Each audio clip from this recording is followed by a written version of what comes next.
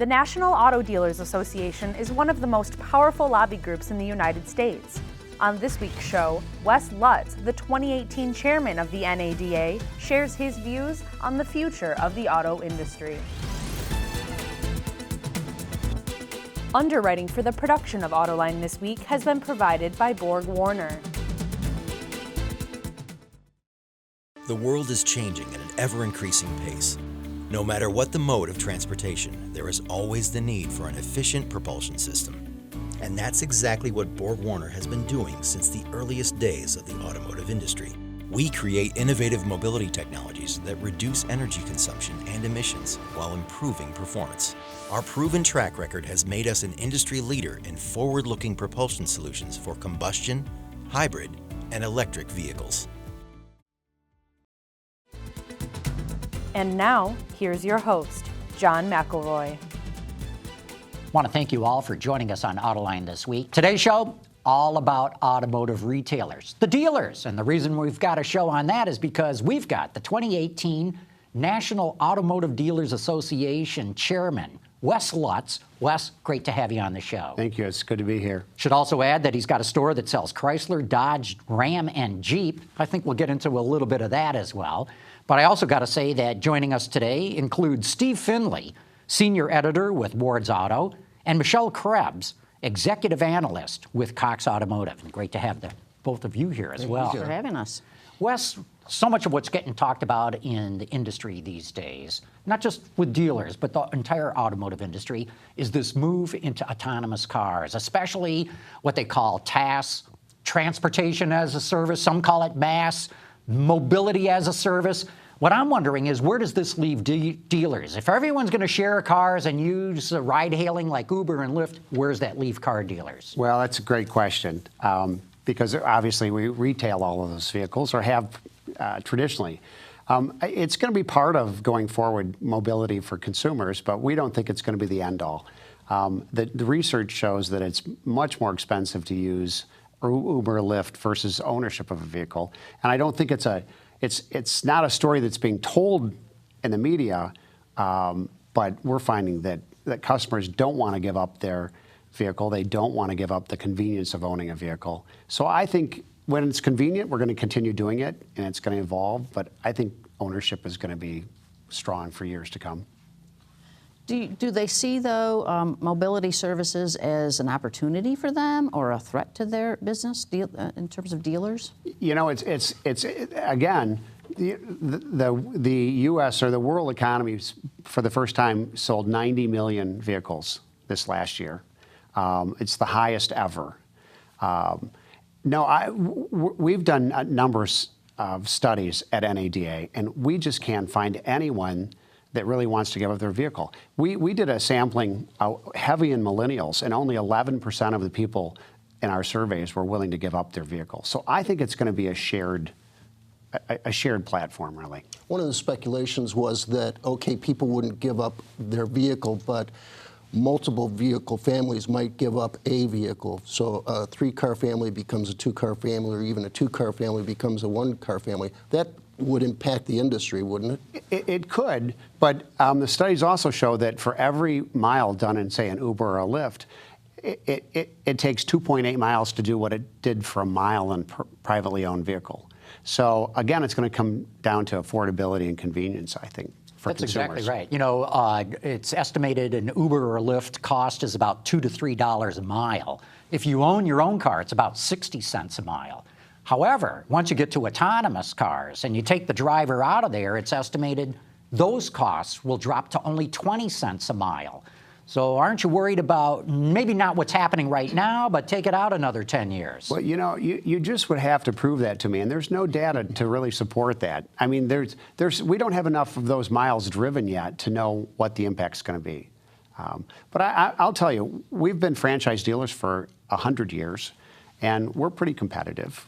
I know you are. What I'm wondering is mobility services are expanding exponentially. I mean, the number of rides delivered is going up by the millions every single year.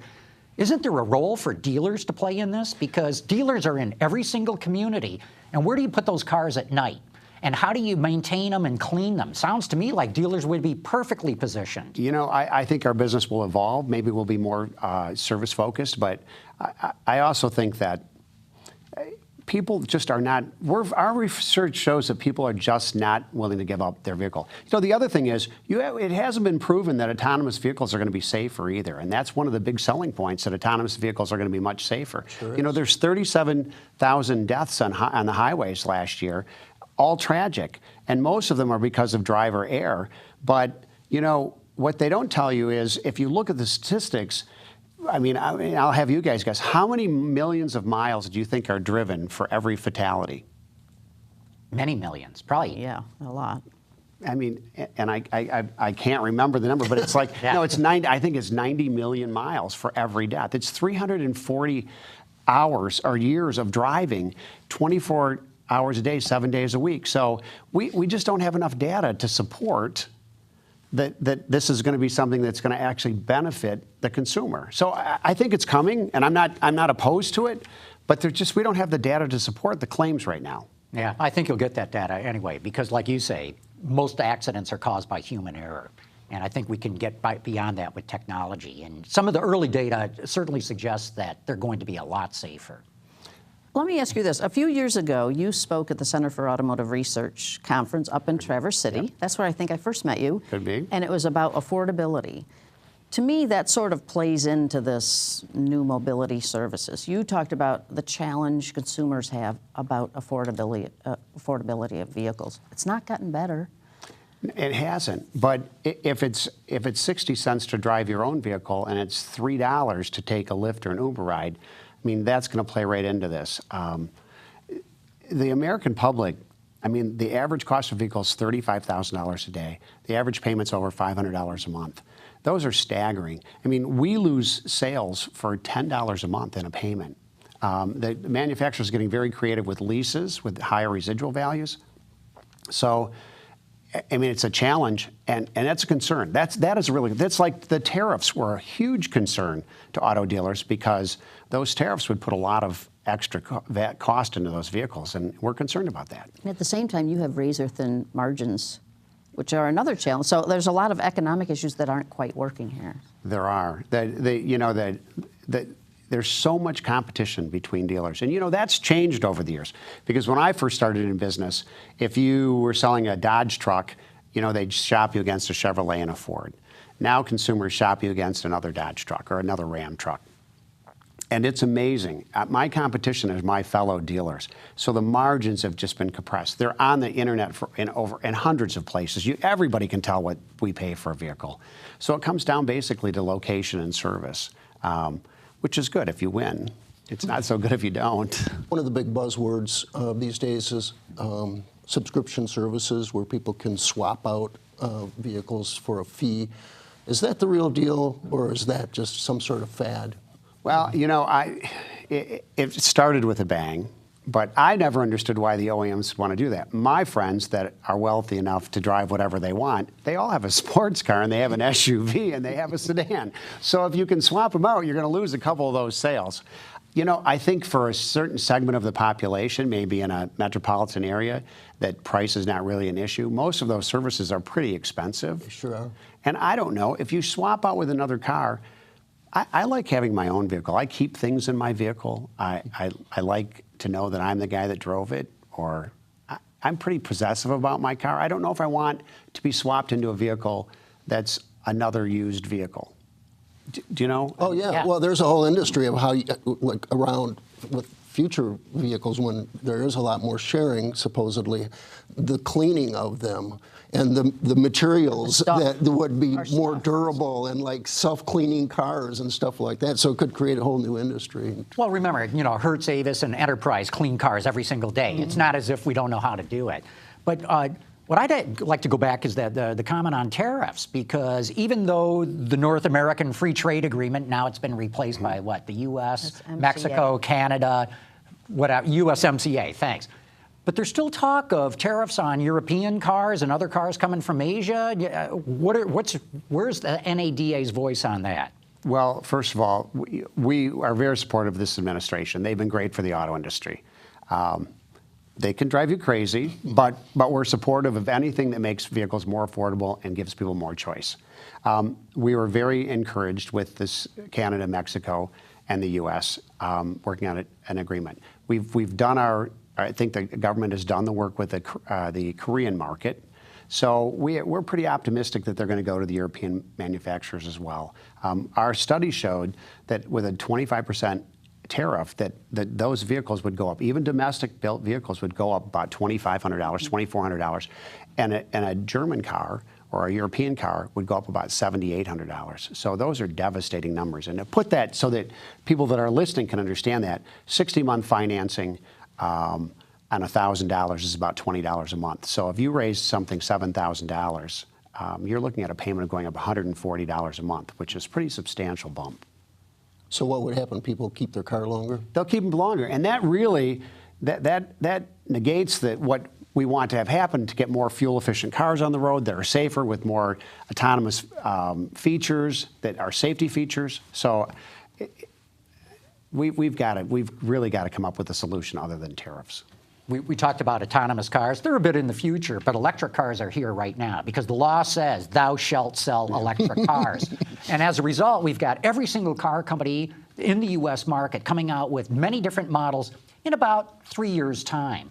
How are you dealers going to be able to sell? I mean, I see this wall of electrics coming, and there's going to be some market for them. I just don't know if there's going to be enough buyers for them. That's the million-dollar question, right? The fact that they're more expensive, they take longer to charge, there's range anxiety. I mean, there's a lot of issues. Gas is inexpensive. We, as dealers, we really welcome. I'm personally looking forward to electric vehicles. I think they're tremendous. There's a lot of good, and we've got a lot of new competition coming with that. It's yet to be seen what the public is going to want to buy those vehicles. We hope they do, because, you know, selfishly, there are 260 million vehicles on the road, and I'd like to replace every one of them with an electric vehicle. So the dealers like the product, and we just need more of it. And there's not great selection in electric vehicles right now. I mean, you know, over 50% of the market's SUVs and trucks, and I think there's, one electric SUV on the market, right? And it's $100,000. Right. Right. Speaking of that manufacturer that's got the electric one, Tesla, they don't have any dealers. Their sales are going gangbusters right now. They outsold 16 other different brands in the U.S. market just last month. What do you make of Tesla, and is it at all a threat to the dealer franchise system? Well, first of all, I think they make great product. I mean, it's exciting product and it's great product. No, I don't think they're a threat to us. You know, we're competitive by nature, and I like the challenge. I think we're innovative. We've got a lot of resources behind us, and they're having their problems. I think even Tesla has said, I think maybe on your show in 2014, that eventually he's going to have a hybrid system where he's going to have dealers in the market.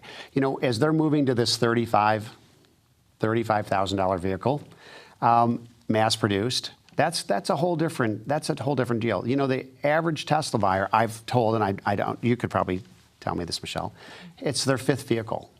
And you know, when this is your primary vehicle, you can't wait to get it fixed. You can't have downtime because you rely on that as a consumer. So we'll have to see how that plays out. But I think, wasn't that your show? I think you're absolutely right that Elon did talk about going to a hybrid system once they really ramped up, and they got to be at that tipping point, just about. They do. I think they do. But you know, it's going to be exciting with the new electric cars coming out. Audi, Mercedes, BMW, Volkswagen. Volkswagen's got a lot of product coming out. So we're pretty excited about that. Look, I added it all up, and the numbers vary between 80 electric cars to 120 electric cars, all hitting the U.S. market in about the same 12-month period. And that's why I'm asking. Sounds like a big sales challenge for the NADA members. You know, it's funny, in every market, the best product wins. And if it's a compelling reason to trade and to buy those, then I think consumers are going to buy them. And I hope they do. I was talking to somebody the other day, and they were talking about with the internet, and you were mentioning that earlier, the competitiveness between dealers largely driven by the internet, people being able to go on. and shop without going from dealer to dealer. And he was saying, a guy in the industry, that basically every customer is a demanding customer.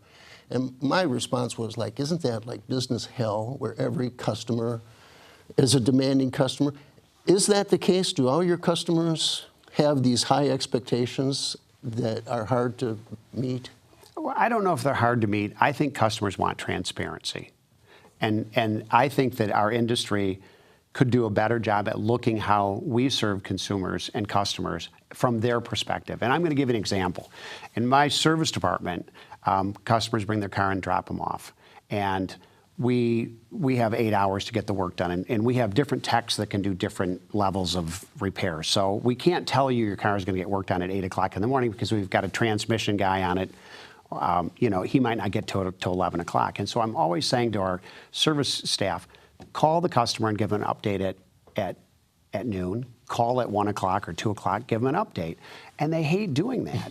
And I'm going, well, because they don't know when it's going to be. You can't really tell them. If they dropped it off overnight in our night service, we can't really say it'll be on the hoist at 8 o'clock in the morning, it'll be done at 10, because we don't know if it's going to get on until noon. And they say, well, we don't know, we can't give them an answer. I'm going, but if you were a consumer, when you drop your car off, what's the number one thing you want to know? When's it going to be done, right? I want my car back. When's it going to be done? So we have to look at that. That's a great example of how we have to look at it as an industry. We have to call them at noon. Even if it's uncomfortable, we don't know, we have to call them and say, hey, we haven't worked on it yet, but we're going to get to it today. So those are the kind of things. I think in sales, consumers want transparency, and they're entitled, they deserve it, and good dealers give it to them. On that same subject, they tell us, and when we survey consumers, they want more of the process online. They want to go to the dealership, but they want to spend that time on things that they really enjoy, like the test drive or learning about the vehicle. They want to do the financing online. Where do you see that going? Well, I do. I mean, everything, e-contracting has been a big thing where we can have people sign electronically, and it balances it so we don't have errors. I think the whole industry is moving that way. There's a huge movement to get the purchasing time down. I mean, it's 2 or 3 hours now to get it down. We have a system in my store that's, we have people in and out in 45 minutes, insured, financed, prepped, driven, I mean, everything, and they're out the door. And consumers, their time's valuable, and they want transparency, and they want to be taken seriously. They want their questions answered. And I think as an industry, we're going in that direction. We're getting better at that all the time. Do you think that what Michelle just mentioned with people using the internet so much, that it will change the staffing of the dealership in the front end anyways? In other words, what will the role of the salesperson be if so much is done by the consumer before going to the dealership to essentially sometimes just pick up the car, So what becomes the role of the salesperson? What becomes the F&I manager's job? Right. Well, I'll tell you, the biggest stumbling point in doing everything over the internet is the trade-in, because I can't tell you what your trade-in's worth until we see it. We can't do it. We can give you a ballpark number, but we've got to look at it, because everybody looks at a vehicle differently. I have a used car buyer that all of my sales staff calls him to get an appraisal when he's not in the store, and he knows, Steve doesn't look at the tires. and John doesn't look for scratches. And so you kind of know what somebody thinks is a nice car or a clean car. Somebody knows that it's an average car. We have to see them. So that's been, I think, the big stumbling point. But anything that we can do in advance. I mean, 90% of our customers find our inventory on the internet now. And they know what it's mostly priced. And again, all of those competing sales models are fighting each other out. But we're all streamlining toward more transparency and shorter delivery times. Do you still have to sell the car, though? If somebody comes in Absolutely. After doing all their research and thinks, okay, I want that car, like, right up the order. Well, it's funny. You better know your product, because when you have customers coming in and saying, I'll take a Ram pickup with a 28S package on it, and that's an internal code that nobody outside of the industry is supposed to know, and you look at them and you go, how do you even know that? So they know what they're talking about. So you just have to have, I think, well-trained, well-educated sales staff, because they'll find you out. But I like the internet. I think the gross compression has hurt, but it's been good for our industry. Wes, you sell various FCA brands, Chrysler, Ram, Dodge, Jeep. We've just seen a lot of management change at the company. Sergio Marchionne, the chairman, unexpectedly passed away. Now Mike Manley has stepped in. How do you view the company these days, especially with Manley in charge? Well, I'll tell you, I'm the most optimistic I've been about Chrysler in a couple of years, because if you remember, Sergio really was shopping for a partner for the last 4 or 5 years, or 3 or 4 years. And it's distracting. When you think, you maybe are, I don't know if they did, but it seems like, our launches got pushed back a little bit and we were looking for someone to partner with. They made a decision a year ago. I think they made a decision. They're not going to find a partner, so we need to have a full product line. And so I'm very excited about that. And that was about the last thing that Sergio Marchionne did. I know Mike Manley, and he's a smart guy. He came out of the retail side of the industry, so that's encouraging. And I just was in an FCA meeting this morning, and they showed us advanced product, and it's a lot of good Jeep product coming. That's exciting. Mm-hmm. Well, Jeep is it for them, that's for sure. Oh. That's the big thing going forward, globally, in fact. The gift that keeps on giving. Yeah. It is. Hey, let's go back to the subscription models, because I don't think we've finished out that discussion. Because here's my question. How do you manage the inventory? Somebody says, oh, I want to subscribe to this vehicle for, I don't know, 3 months. Then they come back and say, here, it's back again, and I want something else. What do you do with the vehicle that came back? How do you make sure that there's something there for them to take that they want? It seems like it could, if it gets popular, this is a logistical nightmare. I think it is.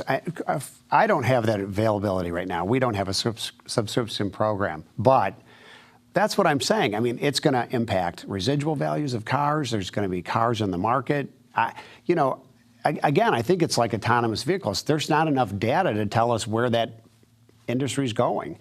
I do think it's going to be on the higher end of the price spectrum, though. So it's not going to be, I don't think it'll be for people that are buying a commodity to drive, which is the bulk of what we're doing. Although, Cox Automotive does clutch at the high end, and we have Flex Drive that's used vehicles, and we've been doing it a few years, so we think it's a segment of the population for sure. That's interesting. I didn't know that used vehicles were part of the mix. That makes a lot of sense to me. In partnership with a dealership, big dealership group in the East Coast. Yeah. Well, I interviewed Sandy Schwartz, the CEO of Cox, a little while ago, and we were talking about the challenge of the subscription program. If everybody wants a pickup truck over the weekend, to do it-yourself chores, or a sports car, you have these surges of demand that an inventory would have a hard time meeting. So do you see that as an issue? Rental car companies have been doing this for a long time. They have larger pools of vehicles, but it's basically a subscription. Because for what I've seen, those subscription, you could probably go to a rental car company and rent that vehicle for a pretty competitive price, and that's insured, and so I don't know. I just think it's going to be expensive. So I think it's going to preclude a lot of the people in the market. Talking about different sales models, Audi announced with its new all-electric SUV, the e-tron, that it's not going to stock them on dealer lots. It's only going to be build to order. So you got to go to a dealership, order it, and then presumably wait 6 to 8 months for this thing to get built and come over from Germany. Seems to me in the United States that's not going to work. Maybe it's going to work in Europe or maybe in China, but I'd love to get your views on that. Well, we're the country of immediate gratification, right? Is that good or bad? It depends on if you get what you want, right? Because in Europe, they don't stock. The dealers don't stock cars like we do. We've been hearing about build to order for like 100 years in this business, right? I've been in it 42 years, and I think we were talking about build to order like 42 years ago.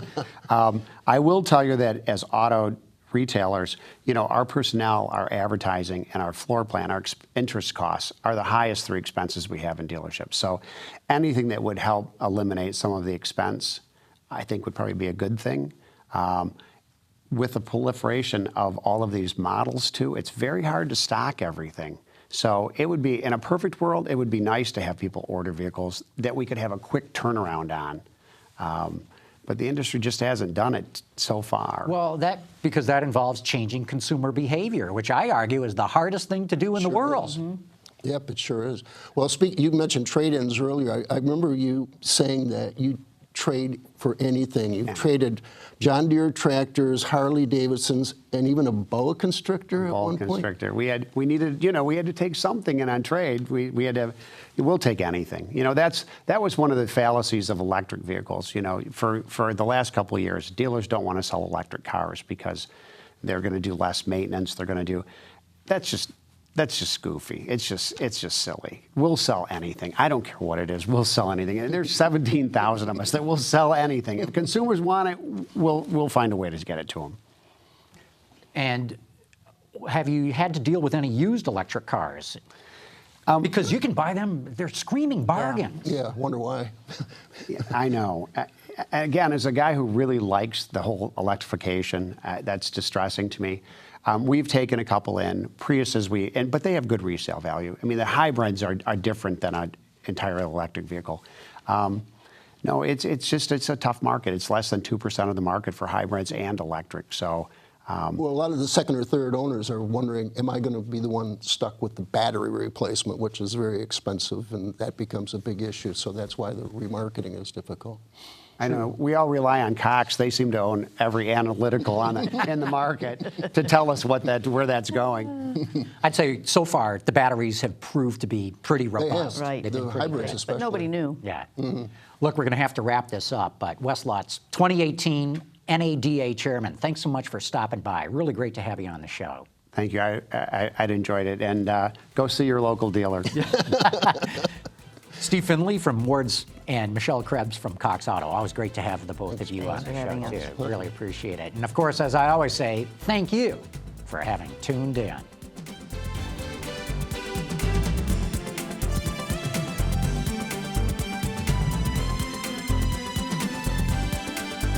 Underwriting for the production of Autoline This Week has been provided by Borg Warner.